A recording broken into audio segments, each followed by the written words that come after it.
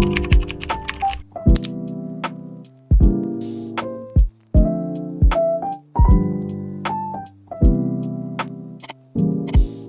you tired of setting goals every year and never actually achieving them? Well, 2025 can be different, and in this video, I'm going to help you understand how. Today, I'll be sharing with you a step-to-step guide of how to set goals and how to actually achieve those goals. I am a fitness coach and I help women every single day achieve their goals, so I know I can help you do the same, whether that is within fitness, your life in general, travel, your career, whatever it is, it all comes together and we need to understand how to set goals to get there. And make sure you stick around to the end for a bonus tip that will help you supercharge your motivation. Often our goals will fail because we are a little bit too vague about what they actually are, and we're focusing on the outcome rather than the system. So for example, as I said, I am an online fitness coach, so I am going to use a fitness example here. So if I said at the start of 2025, my goal for December is that I'm going to lose 2 stone by then, but then I actually don't put anything in place, don't change any of my lifestyle, my habits, how by December am I going to get there? Without a clear plan, it's just wishful thinking.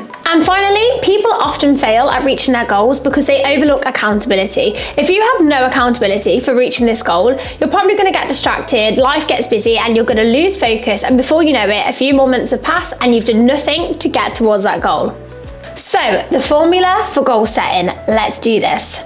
We need to set SMART targets. So, first of all, SMART, specific. You need to be so specific with what this goal actually is.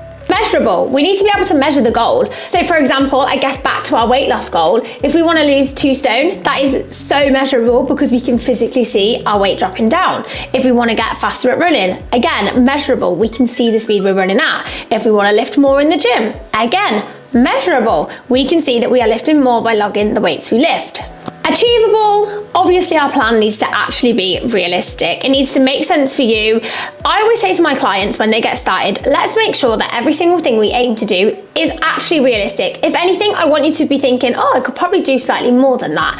So for example, with this, I often say to them, right, if you're doing no workouts right now, we're not gonna hop into the gym and do, 5, 6, 7 days a week. It's probably just unreal. Whereas if I said to them, right, go 5 days, Monday to Friday, as soon as they miss, let's say Wednesday, because I've got a language class on a Wednesday night, I can't actually really get there, they're gonna miss the Wednesday and be like, well, I've thrown off the whole week.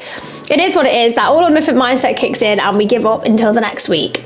And that becomes a cycle each week. Whereas if we say, right, we're gonna go Monday, Tuesday and Thursday every week, we know we can do those nights, we know we're actually free, it's gonna happen. So just make sure you're actually being realistic and also that it's achievable. There's no point setting a goal, for example, of I'm gonna lose 10 stone this year. Realistically, losing weight at a healthy rate, that probably is just gonna be too high of a goal. Set the goal realistically. If you reach it early, amazing. We can develop the goal, we can progress the goal.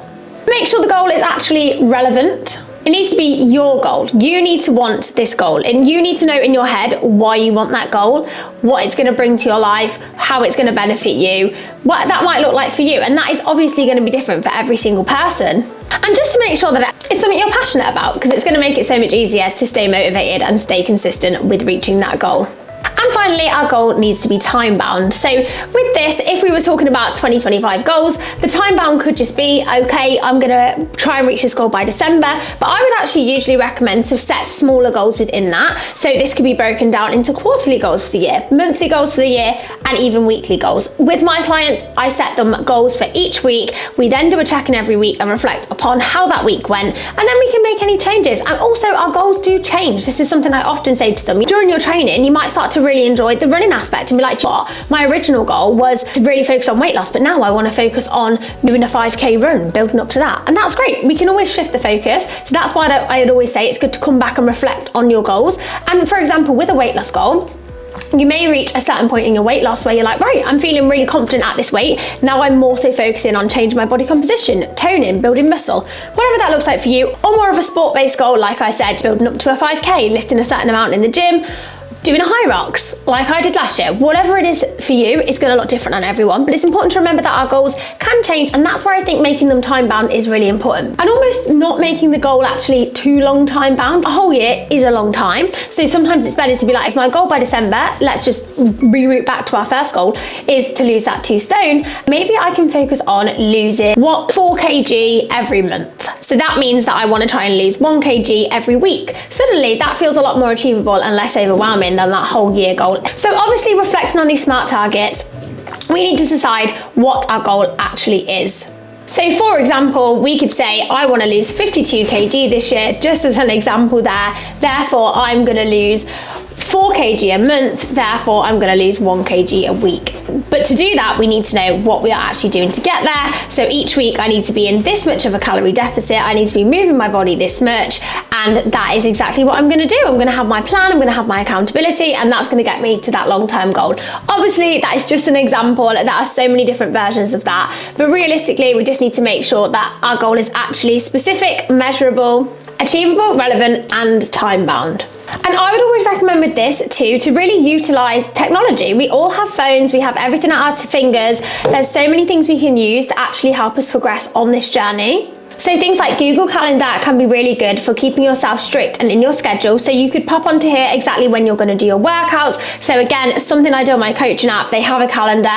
We plan in each week when our workouts are going to be. It comes up on their dashboard for that day. They know when they are doing their workouts. And this in itself gives you so much accountability, because you're like, right, I said I'm going to do my workout today. Whether that's to me, whether that's to keep the promises to yourself. Prove to yourself that you can do the things you set yourself to do.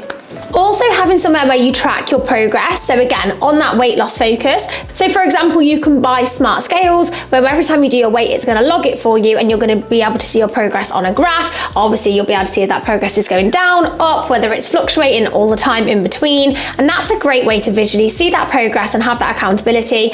I get my clients to check in once a week with me in terms of if their goal is weight loss. We'll do their weight once a week. For some people, they'll do it more or less. It's such an individual thing, but generally once a week works really, really well.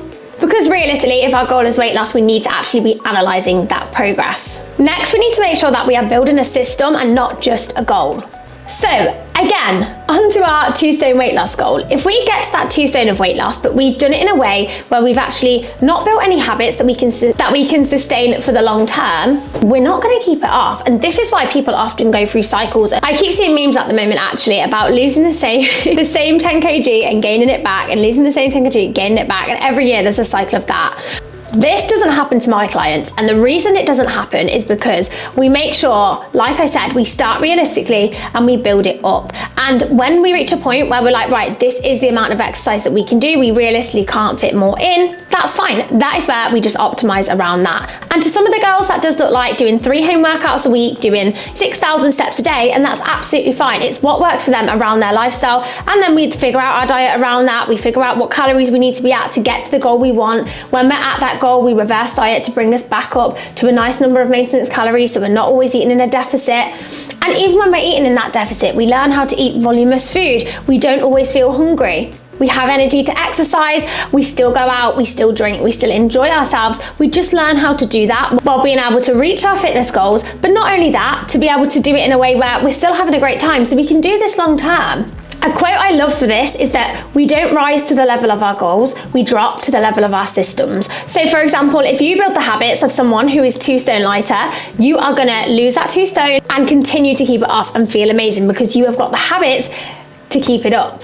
You could start these systems off so small. It does not need to be overwhelming. So for example, you could start by doing a 15-minute walk each day.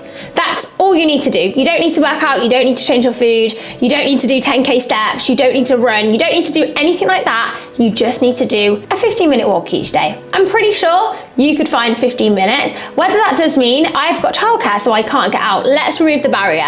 Let's get a walking pad, let's do that 15-minute walk when we'd normally sit and watch Love Island in the evening. Or when you do your doom scrolling, because I know you do it. I would honestly recommend starting so small with those fitness goals and building them up. And goals in any area this could be as well. So even with your diet, you could think to yourself, I really want to just start eating a little bit more nutritional food. You don't need to do a full 360. You could think, right, I'm currently ordering a takeout 3 days a week. I'm going to limit myself to 1 takeout a week and home cook those meals. That in itself for a couple of weeks is a great habit to build. Then following that, you could think, right, I'm now going to try in every home cooked meal I make to have some sort of a leafy green or vegetable. Perfect, amazing. You've added nutrients to your meals, and that is going to help you so much. So honestly, I would look at the small little things you can do to make a difference rather than trying to flip your whole lifestyle, getting really overwhelmed and then stopping. Do things that are small changes, don't feel overwhelming, and therefore you can continue. And a massive thing I would say here when introducing new habits or changing old ones is actually to habit stack. So is there something you do already in your day? So like I said, watching Love Island, just as an example. If you normally would sit for an hour in the evening and watch that, that's great. But could you maybe get a walking pad and, like I said, walk on the walking pad while that's on? Could you do a home workout with Love Island on? That hour is going to be spent watching Love Island anyway, so let's habit stack it with moving our body a little bit.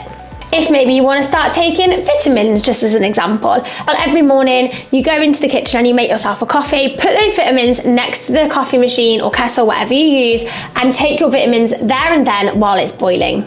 You don't really have to think about doing anything new. You're just doing it at the same time as something you would have done anyway.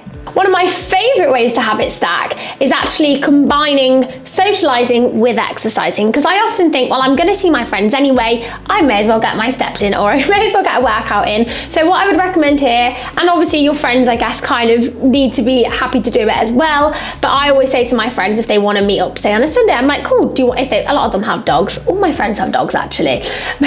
I often say to them, do you want to go for a dog walk? If they're into the gym as well, I'm like, oh, should we go to the gym together? Just a really nice way to, again, habit stack, seeing a friend, catching up and moving our bodies. And of course, our plan is in place. We've got our SMART targets. We know what we're working towards. We've started small, we've set our goals, we've set our habits, but things are always going to come up. So you need to be able to stay motivated and overcome any obstacles that might come in your way. To do this, accountability is so important. And this can look differently for everybody, but what I would always recommend is tell the people around you what you're actually trying to achieve, especially if it's something that, you know, they could maybe sabotage if they're not aware of what you're trying to do. So for example, back to our 2 stone example, if I had the goal of trying to lose those 2 stone, but I didn't tell my partner loves to say order takeaways, my partner loves to bring me home treats, everything like that, they're going to be doing those things and I'm going to be thinking, oh, I don't want this bag of mini eggs because this doesn't help me reach my goal. Whereas if they understand my goal, they can bring me home some raspberries instead, or something that just aligns a little bit better with me reaching that goal.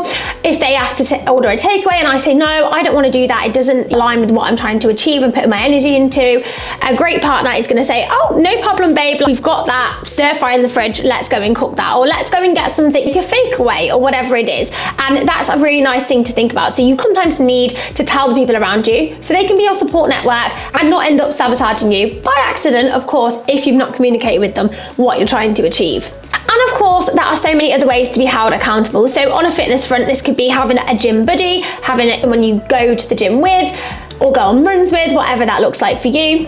Getting a coach, of course, somebody to do check-ins with you, make sure you're still working towards those goals, keeping you really, really accountable. And a lot of coaches, so for example myself, we have got a group chat where all my clients are, really nice place to stay accountable because everyone in there is working towards those same goals as you. And going to community events, so for example, I host community events for my clients, and that's a really nice chance as well for people to meet each other. They've got similar goals, they can discuss their goals, how their training's going, and it's just a really nice way as well to keep yourself accountable, because if we're doing those each month you turn up, you're going to have seen progress, so it's really nice to be able to acknowledge that on each other. Another way to stay really motivated is celebrating the small wins. So for example, if you get a PB in the gym, maybe, if you finally hit that milestone with running, if you hit a milestone with weight loss, getting yourself something. So I always think with weight loss, new gym gear is always an amazing thing to treat yourself to, because you want to be feeling really good when you're doing those workouts and just day to day, or just new clothes for day to day life. And with weight loss, eventually your old stuff probably isn't going to fit very well. So I always think that's an amazing thing to get yourself. And it doesn't even need to be anything super expensive. You can pop onto Shein, get some gym wear from there, whatever suits you. I just always think it's quite nice to treat yourself to something, maybe a new water bottle, whatever it is, just to give yourself that push of like, right, when I get to that, I'm going to get that thing I want. And if that thing is related to the goal, that does help. And if it's not, that's fine too. But it's just figuring out then what's going to actually lead you to feeling really satisfied with the outcome. And setbacks. They are always going to happen. So you literally cannot talk yourself out of it because there's been a singular setback. That's why you have to keep starting over and over and over again. That's why you lose the 10 pounds and then you put it back on and you lose the 10 pounds. That's literally why. There's always going to be setbacks. Life is always going to get busy. Stop waiting for the perfect time, because the perfect time does not exist. It literally does not exist. I beg you to think about the past year. When has there been a good time to start something new, to fit something into your routine? Never, because life is always busy. There is literally never a perfect time. Even, for example, with fitness, people think, oh, I'll wait until January. Is January really the perfect time though? Because if you want to start running, it's been icy on the floors outside literally the whole of January, so not a good time to start running, really. The daylight hours are shorter. That's a perfect excuse. Or, well, it's dark in the morning, I don't really want to get up, or it's already dark when I finish work, or, oh, I'm a little bit broke, I can't really sign up to anything yet because obviously waiting for January payday. So I just think it's so important to remember that, like, even what is on paper the perfect time, it's not the perfect time. So there isn't a perfect time. Like that, I have clients that start in December time, November time, which is probably on paper like the least popular time to start fitness, and they see incredible results because they just make it the right time. You decide when the time is right, and you just have to decide that you want it enough, and that's literally the only thing that makes it the right time, the best time to achieve your goals, is that you've decided you want to achieve it. And that could be any month of the year. It could be January, it could be July, it could be December. Whenever you decide, I want to make a change, I want to become the best version of myself, that's when it's going to happen. And that can be any time of the year. You just need to commit.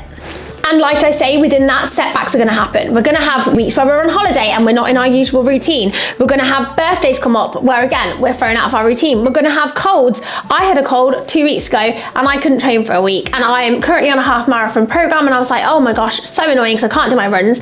But you know what I did the following week when I was able to breathe again? I just went out for my runs. I did a nice easy one to start with. I was like, yeah, I'm fine, let's get straight back on this program. But I could have chose to be like, oh, well, now I've ruined it, I'm just not going to go for a run this week either. Then I'll just be another week behind. There's no point dwelling on what you've not done. You literally just need to think, that's fine, I've not done that, but now what can I do, and get back into it. Realistically, one bad day, one bad week isn't going to make a difference. But what is going to make a difference if you turn that one day into 2 days, into 3 days, or 1 week into 2 weeks, into 3 weeks, and then you're like, oh my God, I feel like I'm back at square one. So just adjust the plan, get back into the routine, you've got this. Something that can really help as well is visualization. Some people might find this a little bit woo-woo, but I honestly think it makes so much sense. And again, this can be on a really big scale. This can be a really long-term visualization. So I could say to you, where do you see your life in 5 years' time? And I guess that's a question that is good to think about. And maybe comment below, where do you see your life in 5 years' time? Do you see yourself with children? Do you see yourself running a marathon? I feel like that's the meme of everybody in their 30s is either signing up for a marathon or having children. I'm definitely on the marathon side of things. Do you see yourself being a runner, being a gym goer, being a Pilates girl? What does that 5 year time self eat for breakfast? What does that, and I mean, we don't even need to look at this on a time frame. We could look at this as like, if I said to you, think about your dream life. And obviously we've got to be realistic here. We need jobs, we need to work, blah. But literally, your perfect day, what does that look like? Think about it. And I think with fitness goals, a really great way to think about this is, okay, let's say, think about the best version of you, the healthiest version of you that you want to be. So for example, with our 2 stone weight loss goal, that could be, right, you, when you've lost 2 stone, what does a day in the life of somebody who has achieved that and that look like? And you will probably think, right, so they probably get up maybe at 6 a.m, they head out to the gym, they do their workout, they get home, they make themselves a healthy breakfast. Maybe you work from home, so you sit and do your work from home, but during the middle of the day at lunchtime, you head out for a walk to get your steps in. In the evening, you cook a nice healthy meal for dinner, and then you have a nice unwind, go to bed at 10 p.m. and do it all again the next day. And with this, obviously we could use other people around us as inspiration. If you see somebody and think, wow, I'd love to be as fit and healthy as them, then you need to do what they are doing. And obviously not exactly the same because we're all different, but you need to be realistic. You can't look at your friends who run marathons and be like, oh, I'm so jealous, like, I want to do that. But you've never headed out for a run. You've never started. You need to just start. You need to, and I guess that's exactly it. You need to look at that person and be like, well, what do they do day to day? They do get up at this reasonable hour. They do get enough sleep. They do fuel their body well. They do train 4 times a week, they do get their steps in, they do all of those things, and that's their lifestyle. And if you want that, you can have it too. Yes, it might look slightly different on you, but it's kind of visualizing, right, to be where I want to be, what would my lifestyle look like when I reach that? And let me start implementing things to get me towards that lifestyle now. But really sit and think to yourself, like, what is my dream life in every aspect? That could also be your career. Actually think about it. Where do you want to be in your career? What is it in the life of that person? And how do you get to that? How do you achieve that? And another important tool is affirmations, which again, some may say is woo-woo, but there's so many different ways you can approach this. And I honestly would say one of the best things you can do with an affirmation is just positive self-talk. Even just saying positive statements to yourself. So for example, you're about to go to the gym. On the way to the gym, you're saying, I am fit. I'm gonna smash this workout. I'm so strong. I can squat 60 kg, and today I'm gonna try and do 62.5. Talking to yourself positively, you have to live with yourself for your whole life. So learn to talk to yourself nicely, kindly, be kind to yourself, be understanding to yourself, and also push yourself to be the version of you actually wanna be. Envision that dream life and get there. Talk to yourself kindly, positive affirmations. Even at the end of your workout, saying to yourself, right, I'm getting fitter. Every single time I do that, I'm getting fitter, I'm getting healthier. So let's recap on this video. We are setting SMART goals. So I want you to write out a goal that is actually specific, measurable, achievable, relevant, and time bound. So we're not just saying, I'm gonna lose weight, because what does that mean? We're saying, I'm gonna lose 1 kg per week for the next year, which is gonna reach me to my 52 kg weight loss goal. We then need to build a system around this. So we need to know how we're getting there. I'm gonna do this by, first of all, going on a 15-minute walk each day for a week. The next week, I'm going to progress this on. I'm going to do a half an hour walk each day. Then the next week, I'm going to start doing workouts. To remove any barriers, I'm going to do home workouts. I'll start with 2 a week. I'll follow a program along for these. If I can fit it in over time, I can gradually build it up to 3. Slowly introducing all of that movement into your week is going to make a huge difference. On the food side of things, we're going to build a system. We're going to reduce the number of days we have takeout food. We're going to increase the number of days we're cooking at home. We're going to increase the number of vegetables, the amount of protein in our meals. We're going to slowly do all of this. We're going to do a big food shop and meal prep once a week to make our life so much easier. There are so many systems we can bring in to really make it easier to hit our goals. We are going to stay consistent, and the thing that's going to help us do this is accountability and not giving up whenever we have a setback. So let me know what goals you are working towards in 2025, whether that is fitness or other areas of your life. Comment below because I would love to cheer you on.